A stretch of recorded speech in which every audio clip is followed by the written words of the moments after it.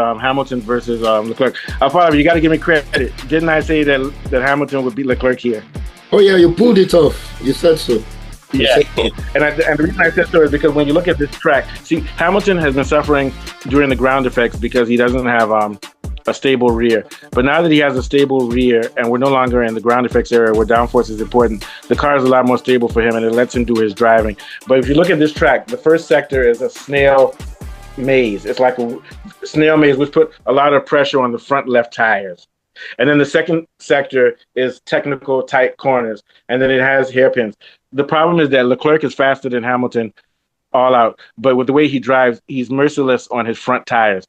So what Leclerc was doing was getting superior time in the first sector, but then Hamilton would purposely be a tenth of a second behind Leclerc on the first sector and be more gentle.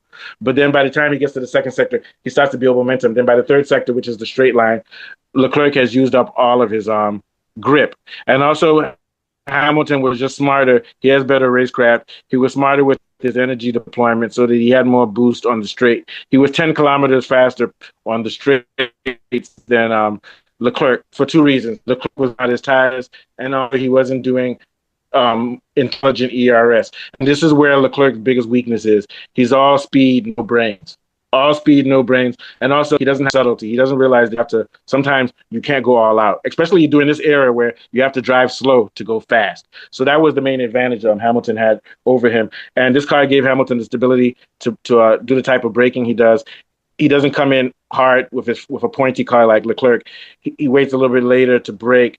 Leclerc likes to brake also late, but Leclerc likes to rotate with the front tire more, but it burnt him out. So, and it was still a close race. Hamilton was beating him by like maybe a tenth of point, less than 0.1 second per lap. But it was just the subtlety of Hamilton having much better experience in racecraft and being more strategic. What are your thoughts, Afolabi? Yeah, you're absolutely right. So two things I would like to point out as well is that, the traditional strengths or dominance of Leclerc in high-speed corners was neutralized here because this is more about energy harvesting, not aerodynamic grip. So you look at the way Charles Leclerc likes to drive he carries minimum speed through the apex, by utilizing a U-shaped kind of racing line rather than braking heavy to rotate the car. So this kind of advantage is non-existent anymore because you're basically thinking of how to harvest energy as you're making the turn. So most of his traditional strengths, also when you have a hyper responsive front axle allowing for an aggressive turn, you might not be able to create an effect that will give you an advantage in this kind of era because of the massive 350 kilowatts that is expected from the electrical side. So you're always thinking of energy harvesting as much as against aerodynamic grip. So most of his traditional advantages were nullified here. And that gave Hamilton a marked advantage over him, basically. Yeah, you're right. So it's just that he's unfortunate. But as we get to different types of tracks, I think Leclerc will do better on tracks like Monaco, shorter tracks, which don't take as much energy expenditure. So it's going to be close between the two of them. And maybe probably Suzuka as well. Suzuka, yeah. That's the type of track that Leclerc and Verstappen like. Tight technical. And you guys know, as much as I talk trash about Hamilton, talking good. I even said he beat Leclerc, but quietly I'm crying. I'm just kidding. What do you think? Beardum should be happy because Hamilton is his man. What do you think, Beardum? Yes. Quite delighted. The first win of the season, first win under his belt in Ferrari last season. The greatest of all time came under a lot of bashing, a lot of punches from the gentlemen on this call of our performance. Are you talking about Verstappen? That's the greatest of all time. No. Good win, yes. We know that Lewis, once you give him a car that can perform, he can get you points, he can get you wins, he can get you podium. So it was just clear that the Ferrari vehicle of last season was just rubbish. So and you could see that Lewis is still in the race, but it's going to be difficult for Ferrari. I think they say this is way ahead of every team on the grid. So it's going to be a bit of a challenge for Ferrari to actually compete. But looking at it relatively, they are the closest competition. But I was quite Yeah, but astonished how Hamilton. McLaren did not start the race. I was quite surprised how the Red Bull fell off during the race. So I don't blame. those two things, there's a Yeah. lot of issues going on. This season is not starting the way a conventional season always starts. It's just starting with a lot No, of no, no, drama. But no. I'm even I more blame. astonished that the McLaren Mercedes engine is behaving like this. I don't know what the problem is. No, Yeah. Toto Wolff is a criminal. He's a criminal. Let me tell you the truth. So he gave McLaren the engine, right? But he didn't give them the software. And McLaren's problem is the software, and that's the same problem with Mercedes. No, with Red Bull.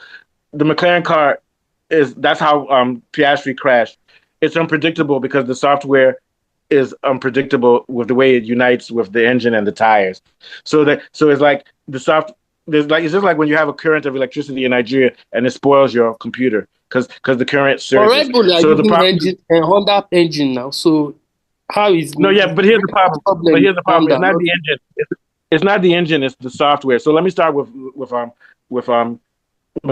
McLaren has the same engine as Mercedes, but they have to do the software to control the flow of electricity, and the flow of electricity is unpredictable. So it leads to surges and things which cause instability in the car. So because they have to work on that by themselves. Mercedes worked on the software and the hard engine, and they have from Formula E. So McLaren doesn't have Formula E. So it's sort of like if you put your computer and you plug it, and then there's a surge of power and it destroys your computer. So McLaren hasn't mastered the electrical impulses of its car. So that's why they weren't able to start. Same thing with Red Bull. Red Bull has a powerful engine and it has endurance, but the electrical part is the wiring and the electrical part is not mastered yet, so that it's unpredictable. That's why Verstappen doesn't feel like he can drive, because at any moment the voltage of the car can go up and down, and they don't know why it's doing that. You see what I'm saying?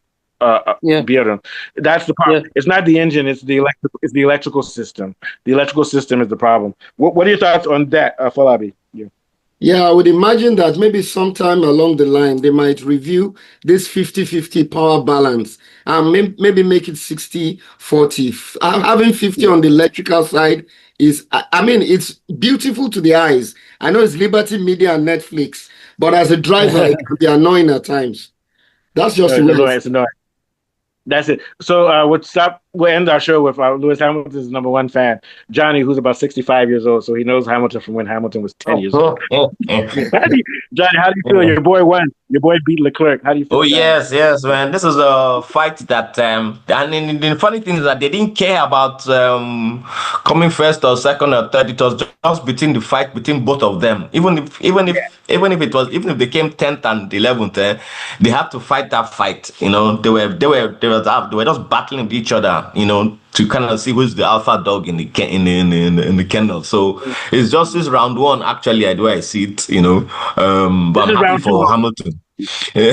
I mean, as in, okay, well, this is 1-1. Let me say it's 1-1. I would say, you know, for 1-1 for each other. So I think they would do it like maybe like 5 or 6 times or so, or I mean 5 times. I think they will do 5 times to determine who is the best of 5, Sha. And but Hamilton but right demanded. Now, Hamilton's ahead because Hamilton was demanding for power during the whole race. I remember he was like, you know, I need my power, mate. You know, so he was really out for it, and so his car too was in top form. So to give him what he wanted to do, so like that. And also Leclerc kind of slept a bit. He slept off a bit. You know, he lost concentration at one point in time, and that's when Hamilton came back. And it so. But I'm happy, Sha, for Hamilton. Podium. I can't remember the last time Hamilton was on the podium. I really can't remember. So I'm happy for him. 2024, I think. 2024. 2024, yeah. Was that a sprint race? No. Yeah. I can't remember. It was. I can't remember which one it was, but it was 2024. Silverstone or something like that. Yeah. Okay. He did well in Silverstone. I was like, yes. Yeah.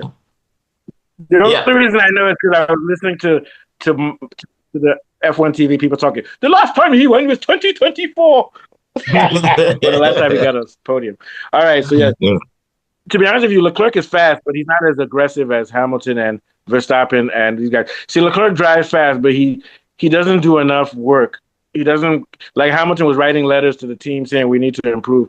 Leclerc just drives. He needs to. Leclerc is at his pedigree. He should have already won a championship by now. He doesn't have enough aggression. But we'll end with that. What do you think about that? What do you think, Bearden? Yeah, I think Las Vegas was the last time Hamilton was on the podium in 2024, November 2024. Oh, Las Vegas. Okay. Yeah. November. Okay. Yeah. Yeah, I remember that because it was one of the later races of the year. Okay. Yeah. Guys, brilliant show. I'm not exaggerating. Fantastic. Take us out, Afolabi. It's been another brilliant Formula One show. We're just doing an analysis of the Shanghai F1 Grand Prix, and we'll be back again for the next. From Bearden, Mustafa, Johnny, I'm still Afolabi. We'll be back again. Bye for now. Nice.